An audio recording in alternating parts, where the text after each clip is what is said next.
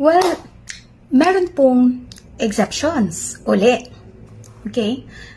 Kung meron kayong company policy at nakalagay doon sa inyong handbook na kapag may work suspension dahil sa weather disturbances, calamity, okay, and nakalagay doon na may bayad kayo kapag nag-declare ng work suspension sa employer, pwede kayong mag-demand. So, una, nakalagay sa company policy. Pangalawa, company practice. Ibig sabihin, naging tradisyon na, naging practice na ng kumpanya na magbayad sa empleyado kahit hindi sila pumasok kapag nagsuspende ng work sa employer dahil sa baha, dahil sa kalamidad, dahil sa may sakuna, dahil sa weather disturbances. Okay?